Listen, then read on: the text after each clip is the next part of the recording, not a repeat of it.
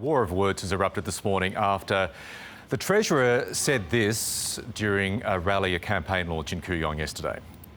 The other day, Amy and I were walking down to Porgy's and Mr Jones, and a very nice lady, in her 70s I think, came up to me and said, "Josh, I'm voting for you." I said, "That's very nice." And she goes, "I'm Monique Ryan's mother-in-law." So I said, "Why are you voting for me?" She said, "Because you know what you're doing and you're a nice person." I said, "Thank you very much." I want to ask your response to that, but firstly, did that happen? Look, I have to agree with Mr Frydenberg in that my mother-in-law is a very nice lady, and she did have a conversation with Mr Frydenberg recently. She believes that she was misquoted in some of that conversation. She did say that she was intending to vote for him, but she does not recall the rest of that conversation. The Treasurer says, excuse the interruption, the Treasurer says hand on heart that she said those words that he recounted to the Liberal Party faithful yesterday. Right, well, I think that's a difference between two adult people. But my issue is this, Michael. I don't really see why the Treasurer feels that it's appropriate to bring other family members into political discourse. My mother-in-law is not a part of this campaign.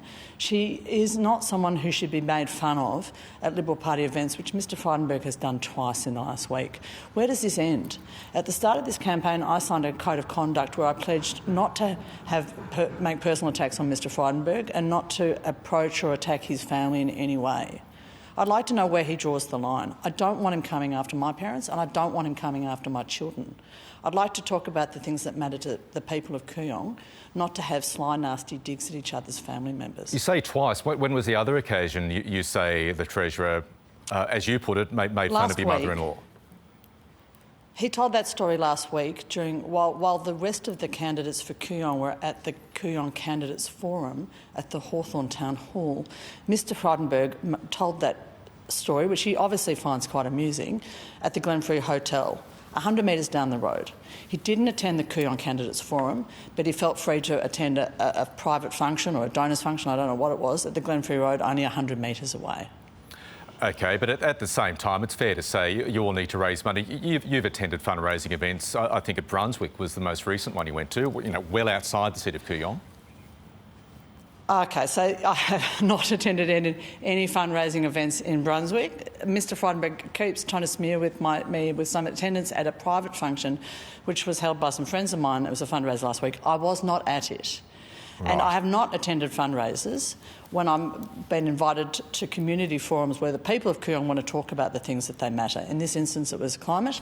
Mr Frydenberg was invited to that forum and declined to attend. He really needs to be more accountable to the people of Kooyong. And this is one of the sources of frustration that people have with him within the electorate. OK, well, let's talk about accountability. It's clearly going to be a very close contest there on May the 21st. One of your key platforms is greater accountability, greater transparency. You want a really strong federal anti-corruption commission. But in terms of accountability, are you not being accountable in not telling the voters of Kooyong, in the event of a hung parliament, which side of politics you'd support if you win? Not at all, Michael. I've been extremely clear about this. I have said who I would support in terms of the major parties were there a hung parliament. I would support whichever of the major parties was willing to come to the table on what the people of Kooyong want, which is effective action on climate change in the next 10 to 15 years and a strong federal ICAC. If Mr Frydenberg was really serious about action on climate change, he would be talking to the independents rather than smearing us in the way that he has. He can't control his own party. He can't control Barnaby Joyce. He can't give us any sense of how his government is going to take action on climate change. That's something that I can give the people of Kooyong.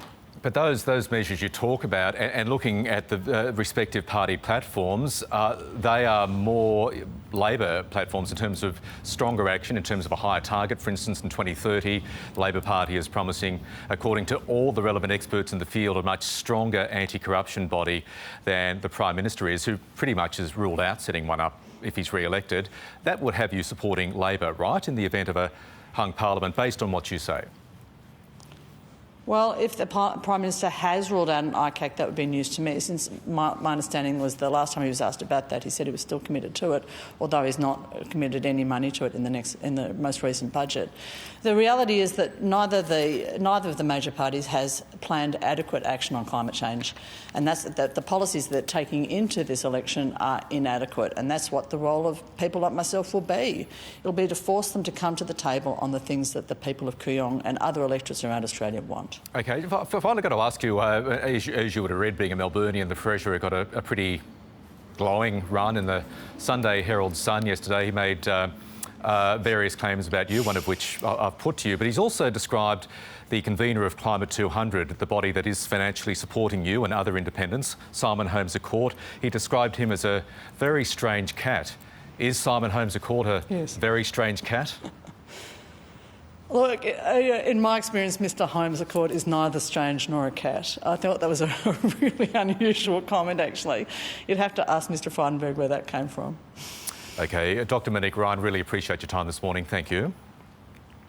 It's been a pleasure. Thank you. And we have made repeated bids, of course, for the Treasurer Josh Frydenberg to appear on this program. We'll keep asking on your behalf.